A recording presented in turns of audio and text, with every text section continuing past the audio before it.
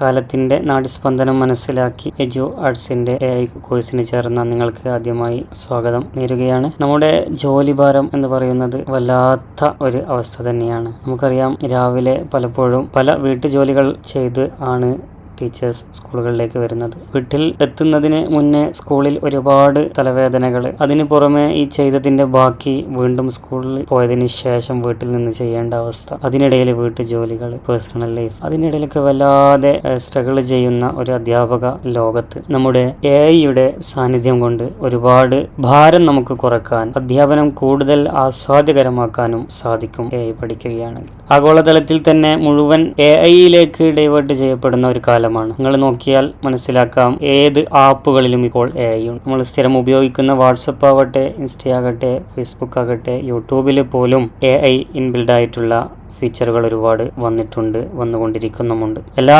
ജോലികളും AI ഏറ്റെടുക്കുന്ന ഒരു അവസ്ഥയിലേക്ക് ആഗോളതലത്തിൽ ഒരു മാറ്റം നടക്കുന്നുണ്ട്. ടെക് കമ്പനികൾ ഒരുപാട് ആൾക്കാരെ പുറത്താക്കിക്കൊണ്ടിരിക്കുന്നുണ്ട്. അതുപോലെ തന്നെ ഇന്നത്തെ ക്ലാസ് റൂമുകളും കംപ്ലീറ്റ്ലി ഡിജിറ്റലായി മാറുന്ന കാലത്ത് ഏറ്റവും കൂടുതൽ ഇനി ഉപയോഗിക്കപ്പെടാൻ പോകുന്നത് AI തന്നെയാണ്. കാരണം ഒരുപാട് സമയം കളഞ്ഞ് ഒരുപാട് എഫേർട്ട് എടുത്തുകൊണ്ട് ഇനി ഡിജിറ്റലായിട്ട് പഠിപ്പിക്കേണ്ട ആവശ്യമില്ല. വളരെ എളുപ്പത്തിൽ ആവശ്യമുള്ളതൊക്കെ AI ചെയ്തു തരും. ഇങ്ങനെ അധ്യാപകർ അപ്ഡേറ്റ് ആയിട്ടില്ലെങ്കിൽ നമുക്ക് ഒരുപാട് സമയം നഷ്ടമാണ്, നമ്മുടെ എനർജി നഷ്ടമാണ്. കാരണം ഒരുപാട് ഹാർഡ് വർക്കല്ല ഇന്ന് ലോകം തേടുന്നത്. എന്താണ് ഹാർഡ് വർക്ക്? കണ്ണൂരിൽ നിന്നും എറണാകുളത്തേക്ക് അല്ലെങ്കിൽ തിരുവനന്തപുരത്തേക്ക് ഒരു പേപ്പർ കൊണ്ടു കൊടുക്കാൻ വേണ്ടി ഒന്നുകിൽ നമ്മൾ നടന്നു പോകുന്നു, ഭയങ്കരമായി ഹാർഡ് വർക്ക് ചെയ്ത ആളാണെന്ന് പറയാം. അല്ലെങ്കിൽ കാറിൽ പോകുന്നു, ഹാർഡ് വർക്കാണെന്ന് പറയാം. ട്രെയിനിലാണെങ്കിലും ഹാർഡ് വർക്കാണെന്ന് പറയാം. കാരണം അത്രയും അവിടെ പോയി അധ്വാനിച്ച് സമയം കളഞ്ഞ് പൈസ കളഞ്ഞ് നമ്മുടെ എനർജിയൊക്കെ കളഞ്ഞിട്ട് തിരിച്ചു വരികയാണ് ഒരു ഫയൽ കൊണ്ടു കൊടുക്കാൻ. സ്മാർട്ട് വർക്കിന്റെ കാലം. നമ്മളൊന്ന് വാട്സപ്പിൽ സെൻഡ് ചെയ്ത് കൊടുക്കുന്നു, സ്കാൻ ചെയ്ത് അയച്ചു കൊടുക്കുന്നു, അല്ലെങ്കിൽ മെയിൽ ചെയ്ത് കൊടുക്കുന്നു.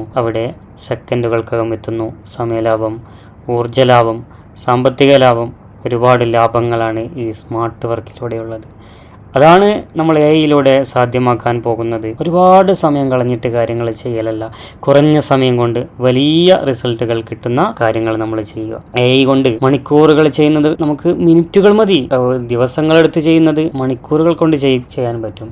കൊല്ലങ്ങളെ കൊണ്ട് ചെയ്യുന്നത് ചിലപ്പോൾ മാസങ്ങളെ കൊണ്ട് ചെയ്ത് തീർക്കാൻ പറ്റും. ക്ലാസ് ജസ്റ്റ് കേട്ട് പോകുന്നതിനപ്പുറം കൃത്യമായി ഇതിൽ പറയുന്ന എല്ലാ ടാസ്കും കൃത്യമായി ചെയ്ത് നോക്കണം. മിനിമം ഒരു തവണ നോക്കണം, പറ്റുമെങ്കിൽ ഒരുപാട് തവണ വ്യത്യസ്തങ്ങളായ രീതിയിൽ ചെയ്ത് നോക്കണം. അത് സ്ക്രീൻഷോട്ട് ഗ്രൂപ്പിൽ അയക്കുകയും ചെയ്യണം. നമുക്ക് വിഷയത്തിലേക്ക് കടക്കാം. എന്താണ് ആർട്ടിഫിഷ്യൽ ഇന്റലിജൻസ്? നിർമ്മിത ബുദ്ധി എന്ന് നമ്മൾ പെട്ടെന്ന് പറയും. എന്താണ് ബുദ്ധി? ഒരു പ്രശ്നത്തെ പരിഹരിക്കാനുള്ള ഒരു കഴിവിനെയാണ് ബുദ്ധി എന്ന് പറയുന്നത്. ഞാൻ നേരത്തെ പറഞ്ഞ ഉദാഹരണത്തിൽ കണ്ണൂരിൽ നിന്നും തിരുവനന്തപുരത്തേക്ക് ഒരു പേപ്പർ എത്തിക്കുക എന്നുള്ളത് ഒരു പ്രശ്നമാണ്, പ്രോബ്ലമാണ്. അതിനെ സോൾവ് ചെയ്യണം. അതിനെങ്ങനെ പരിഹരിക്കാം? അവിടെ നടന്നു പോയിട്ട് പരിഹരിക്കാം, ബുദ്ധി എന്ന് പറയാം. കാറിൽ പോവുക, ബുദ്ധി എന്ന് പറയാം. അവിടെ എത്തിക്കാനുള്ള ഏത് സംവിധാനം ഉപയോഗിച്ചാലും ബുദ്ധി എന്ന് പറയാം. നിർമ്മിത ബുദ്ധി എന്ന് പറയുമ്പോൾ നമ്മുടെ ഈ ബുദ്ധി പോലെ ആർട്ടിഫിഷ്യലായി മനുഷ്യനെ പോലെ ചിന്തിക്കാനും തീരുമാനങ്ങൾ എടുക്കാനും യന്ത്രങ്ങളെ ഉപയോഗിക്കുക, അതിനാണ് നിർമ്മിത ബുദ്ധി, ആർട്ടിഫിഷ്യൽ ഇന്റലിജൻസ് എന്ന് പറയുന്നത്. നമ്മൾ ഈ ചെയ്യേണ്ട പണി അത് യന്ത്രം ചെയ്യുന്നു. അപ്പോൾ മനുഷ്യൻ എന്തൊക്കെ ചെയ്യാൻ പറ്റുമോ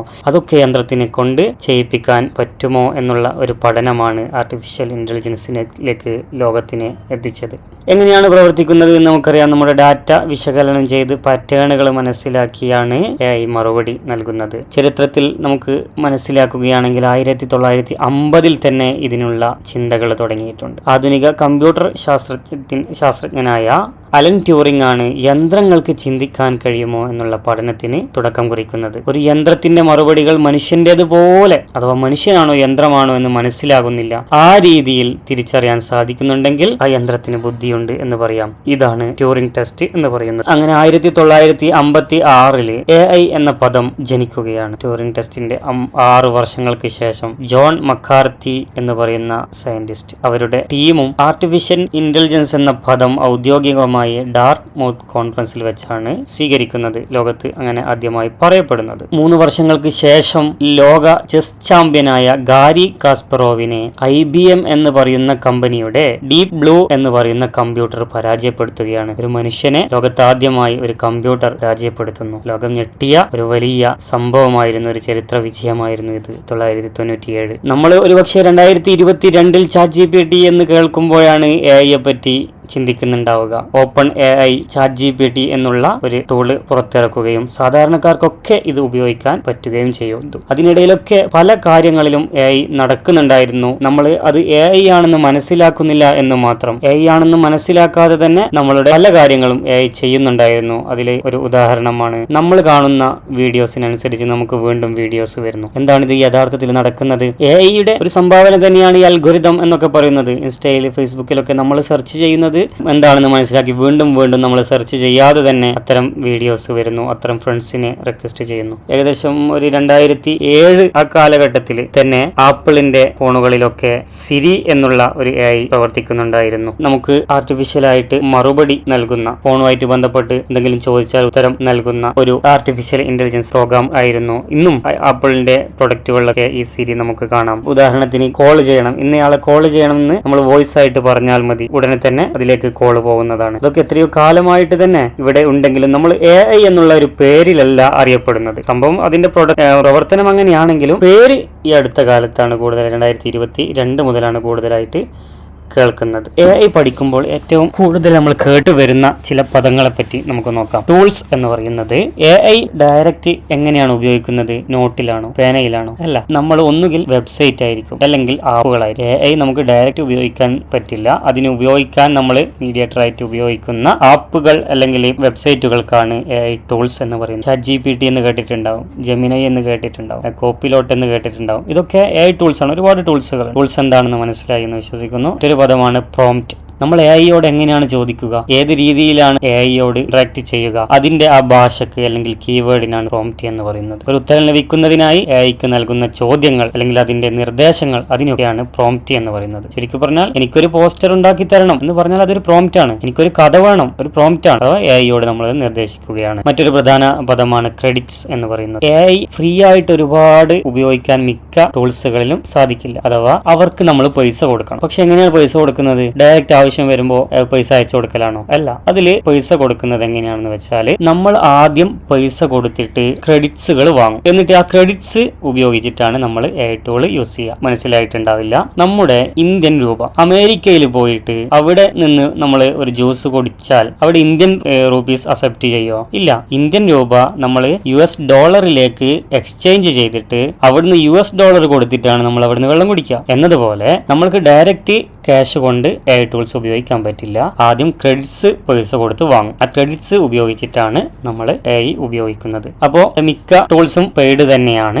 ഫ്രീ ആയിട്ട് കൊടുക്കുന്നുണ്ടെങ്കിൽ തന്നെ ഒരു ലിമിറ്റ് വെച്ചിട്ടേ കൊടുക്കൂ. ChatGPTയും ജെമിനിയും ഒക്കെ ഒരു ലിമിറ്റ് വെച്ചിട്ടേ കൊടുക്കുന്നുള്ളൂ. ഗൂഗിൾ അതുപോലെ തന്നെ AI-യും തമ്മിലുള്ള വ്യത്യാസം നമുക്കറിയാം. നമ്മൾ ഈ പറയുന്ന കാര്യങ്ങളൊക്കെ ഗൂഗിൾ എത്രയോ കാലമായിട്ട് അന്വേഷിക്കുന്നതും സെർച്ച് ചെയ്യുന്നതും ഡൗൺലോഡ് ചെയ്യുന്നതും ഒക്കെയാണ്. എന്താണ് വ്യത്യാസം? എന്താണ് ഗൂഗിൾ ആയിട്ട് നമ്മളൊരു ഗൂഗിളിനോട് ഒരു കാര്യം ചോദിച്ചാൽ ലോകത്ത് ആരെങ്കിലും ഉണ്ടാക്കി വെച്ചതുണ്ടെങ്കിൽ മാത്രം അത് തരും. നമ്മളിപ്പോൾ ഒരു കഥ, കാക്കയുടെ ഒരു കഥ വേണമെന്ന് പറഞ്ഞാൽ എനിക്ക് ഒരു പക്ഷേ കഥ കിട്ടുമായിരിക്കും. പക്ഷേ ആരെങ്കിലും ഉണ്ടാക്കി വെച്ചിട്ടുണ്ടെങ്കിൽ മാത്രമല്ലേ, സെർച്ച് എഞ്ചിൻ അല്ലേ. പക്ഷെ ആരും ഉണ്ടാക്കിയില്ല. നമുക്ക് മാത്രമായിട്ട് ഒരു കഥ ഉണ്ടാക്കണം. നമ്മളുടേതായ ആശയങ്ങളാണ് പറയുന്നത്. അതാണെങ്കിൽ AI ഉപയോഗിച്ചേ പറ്റൂ. നമുക്ക് സ്വന്തമായി AI കഥ ഉണ്ടാക്കി തരും. ഏത് രൂപത്തിലാണെന്ന് പറഞ്ഞാൽ മതി. കവിത ഉണ്ടാക്കി തരും, പാട്ടുണ്ടാക്കി തരും, എല്ലാം ഉണ്ടാക്കി തരും. ഒരു വ്യത്യാസം അതാണ്, നമുക്ക് സ്വന്തമായിട്ട് ഉണ്ടാക്കി തരികയാണ്. ഓൾറെഡി അവിടെ മുന്നേ ഉണ്ടാക്കി ഇരിക്കണം എന്നുള്ളത് അല്ല. പിന്നെ നമുക്ക് ഗൂഗിൾ ഉപയോഗിക്കുന്നതാണെങ്കിൽ എല്ലാവർക്കും ഒരേ റിസൾട്ടാണ് കിട്ടുക. പക്ഷേ AI ആകുമ്പോൾ അങ്ങനെയല്ല. ഒരേ പ്രോംപ്റ്റ് തന്നെ വ്യത്യസ്ത സമയത്ത് ഉപയോഗിച്ചാൽ നമുക്ക് വ്യത്യസ്ത റിസൾട്ടാണ് കിട്ടുന്നത്. വ്യത്യസ്ത ഫോണുകളിൽ പിന്നെ പറയേണ്ടതില്ലല്ലോ. ഒരുപാട് വെബ്സൈറ്റുകൾ കയറും. ഉദാഹരണത്തിന് ഒരു ഫോൺ വാങ്ങാണ്. ഒരു ഫോണിന്റെ റേറ്റ് ഫ്ലിപ്കാർട്ടിൽ എത്രയാണെന്ന് നമ്മൾ നോക്കും. ചിലപ്പോൾ നേരെ അതേ ഫോൺ തന്നെ ആമസോണിൽ നോക്കും. ഇനി വേറെ ഏതെങ്കിലും സൈറ്റ് ഉണ്ടെങ്കിൽ അതിൽ നോക്കും. ഇതൊക്കെ നമ്മൾ ഓരോന്നിലും നോക്കി കണ്ടുപിടിക്കണം. പക്ഷെ നമ്മൾ AI-യോട് പറഞ്ഞാൽ എല്ലാം ഒരുമിച്ച് നോക്കി തരും. ഈ പറഞ്ഞതൊക്കെ ഫ്ലിപ്കാർട്ടിലെയും ആമസോണിലെയും അതുപോലെ തന്നെ മൈജിയിലും ഒക്കെ റേറ്റ് അറിയണമെന്ന് പറഞ്ഞാൽ എല്ലാം ഒറ്റ നോട്ടത്തിൽ തന്നെ നമുക്ക് കിട്ടുന്ന രീതിയിൽ സെറ്റാക്കി തരുന്നതാണ്. അതാണ് മറ്റൊരു പ്രധാന മാറ്റം. ഇപ്പോൾ നിലവിൽ ഈ വീഡിയോ ക്രിയേറ്റ് ചെയ്യുന്ന സമയത്ത് നിലവിൽ ജിയോയുടെ ഓഫർ ഉണ്ട്. കുറച്ച് കാലങ്ങളായിട്ടുണ്ട്, ഒരു 3 മാസത്തോളമായിട്ടുണ്ട്. നമ്മൾ സാധാരണ നെറ്റിനും അതുപോലെ കോളിനും വേണ്ടി അൺലിമിറ്റഡ് ആയിട്ട് ഒരു മാസത്തേക്കുള്ള റീചാർജ് 349 രൂപയുടെ ചെയ്യുന്നു. അല്ലെങ്കിൽ അതിന് മുകളിലുള്ള റീചാർജ് ചെയ്യുകയാണെങ്കിൽ മൈ ജിയോ എന്ന് പറയുന്ന ആപ്പ് വഴി ജെമിനി എന്നാണ് യഥാർത്ഥ പ്രൊണൗൺസിയേഷൻ ജെമിനി എന്നാണ് സാധാരണ എല്ലാവരും പറയാറുള്ളത്. ജെമിനി പ്രോ നമുക്ക് അൺലിമിറ്റഡ് ആയി 1.5 വർഷത്തേക്ക് കിട്ടുകയാണ്. 1.5 വർഷം. അഥവാ നമ്മൾ ജെമിനി, ചാറ്റ് GPT ഒക്കെയാണ് പ്രധാനമായിട്ടും എല്ലാവരും ഉപയോഗിക്കാറുള്ളത്. അപ്പോൾ കൂടുതൽ നമ്മൾ ഉപയോഗിക്കുന്നതിനനുസരിച്ചിട്ട് ഒരു ദിവസം ഒരു 5-10 ഒക്കെ ചോദ്യങ്ങൾ ചോദിക്കുമ്പോൾ ചിലപ്പോൾ പറയും നിങ്ങളുടെ ലിമിറ്റ് കഴിഞ്ഞിട്ടുണ്ട്, ഇനി നാളെ ഈ സമയത്ത് നിങ്ങൾക്ക് ചോദിക്കാൻ പറ്റും. പക്ഷേ അഥവാ ക്രെഡിറ്റ് കഴിഞ്ഞിട്ടുണ്ട്, അപ്പോൾ ഈ ക്രെഡിറ്റ്സ് ലിമിറ്റഡ് ആണ്. ഇത് ഉപയോഗിക്കുകയാണെങ്കിൽ നമുക്ക് അൺലിമിറ്റഡ് ആയിട്ട് ചോദ്യങ്ങൾ ചോദിക്കാം, അൺലിമിറ്റഡ് ആയിട്ട് ഇമേജ് ക്രിയേറ്റ് ചെയ്യാം. വീഡിയോ ഒരു ലിമിറ്റ് ഉണ്ട്, 1000 ക്രെഡിറ്റ്. ആ രീതിയിലും നമുക്ക് ഉപയോഗിക്കാവുന്നതാണ്. 1.5 വർഷത്തേക്ക്. അഥവാ അതിന്റെ യഥാർത്ഥ വാല്യൂ 35,000 രൂപയോളാണ്. നമ്മൾ ക്യാഷ് കൊടുത്ത് വാങ്ങുകയാണെങ്കിൽ 35,000 രൂപ കൊടുക്കേണ്ടത്. ഇത് വെറുതെ. ഇത് 2 രീതിയിൽ നിങ്ങൾക്ക് ചെയ്യാം. ഒന്നുകിൽ നിങ്ങൾക്ക് ജിയോ സിം ഉണ്ടാകും, അങ്ങനെയാണെങ്കിൽ നിങ്ങൾക്ക് തന്നെ ചെയ്യാം. നിങ്ങളുടെ ഇമെയിൽ ID വെച്ചിട്ട് സിമ്പിൾ ആണ്. ആപ്പിൽ കയറിയാൽ ജിയോന്റെ കാണും, ജെമിനി പ്രോ എന്ന് കാണും. ഇവിടെ ക്ലിക്ക് ചെയ്യുന്നു, നിങ്ങളുടെ ഇമെയിൽ ID കൊടുക്കുന്നു, ഉടനെ സെറ്റ് ആവുന്നു. ആ ഇമെയിൽ ID വെച്ചിട്ട് നമ്മൾ ജെമിനിയിൽ ഓപ്പൺ ചെയ്താൽ മതി. രണ്ടാമത്തെ കാര്യം, നിങ്ങൾക്ക് സിം ഇല്ല, നിങ്ങളുടെ വൈഫിനോ അല്ലെങ്കിൽ അടുത്ത കുടുംബക്കാർക്കോ സുഹൃത്തുക്കൾക്കോ ഈ സിം ഉണ്ട്, അവരിത് അങ്ങനെ ഉപയോഗിക്കാറില്ല. അങ്ങനെയാണെങ്കിൽ അവരുടെ ഇമെയിൽ വെച്ചിട്ട് നമുക്ക് കയറാവുന്നതാണ്. ഓക്കെ. അല്ലെങ്കിൽ അവിടെ ക്ലെയിം ചെയ്യുമ്പോൾ നമ്മുടെ ഇമെയിൽ കൊടുക്കുക. ഇതൊരു ഫോണിലൊന്നല്ല, എത്ര ഫോണാണെങ്കിലും എത്ര ലാപ്പ് ആണെങ്കിലും നിങ്ങൾക്ക് ഉപയോഗിക്കാൻ പറ്റും. ആ ഇമെയിൽ ID വെച്ചിട്ടാണ് നമ്മൾ തുറക്കുന്നത്. അപ്പോൾ അതുകൊണ്ട് നിർബന്ധമായിട്ടും ജിയോ ഉള്ളവർ, അല്ലെങ്കിൽ ജിയോ വെറുതെ ഇങ്ങനെ കളയുന്നുണ്ടോ, ഇതൊന്നും ആരും ഉപയോഗിക്കാറില്ല. എത്രയോ മാസമായിട്ടുള്ള ഓഫറാണ്, പലർക്കും അറിയാൻ പോലും ഇല്ല. ഇന്നത്തെ ക്ലാസ് അവസാനിപ്പിക്കുകയാണ്. Chat GPT, Gemini, notebook LM എന്നിവ ഇന്ന് ഇൻസ്റ്റാൾ ചെയ്യണം നിങ്ങൾ. ശേഷം ലോഗിൻ ചെയ്യണം. സ്ക്രീൻഷോട്ട് ഗ്രൂപ്പിൽ അയക്കുകയും ചെയ്യണം. എങ്ങനെയാണ് ഡൗൺലോഡ് ചെയ്യുക എന്നുള്ളത്, ആപ്പ് സ്റ്റോർ ആണോ പ്ലേ സ്റ്റോർ ആണോ നിങ്ങൾ ഉപയോഗിക്കുന്നത്? പേർക്കും പ്ലേ സ്റ്റോർ ആയിരിക്കും. അതുകൊണ്ട് പ്ലേ സ്റ്റോറിലേക്ക് പോവുകയാണ്. ആൻഡ്രോയിഡ് യൂസേഴ്സ് ഇതാണ് ഉപയോഗിക്കേണ്ടത്. ഇവിടെ നമ്മൾ സെർച്ച് ചെയ്യാം. ആപ്പിന്റെ പേര് ചാറ്റ് GPT ഇവിടെ വന്നിട്ടുണ്ട്.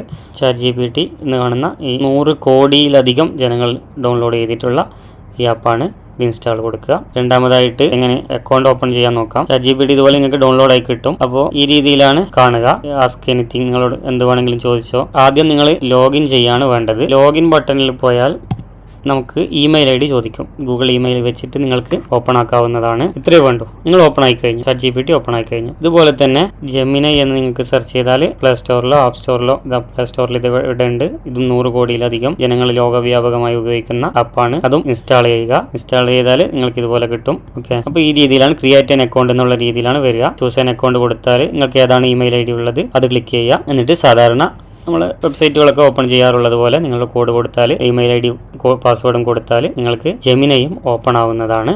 ഇന്നത്തെ ടാസ്ക് സിമ്പിളാണ്. ജസ്റ്റ് ഒന്ന് ഓപ്പൺ ചെയ്തിട്ടാൽ മതി. നോട്ട്ബുക്ക്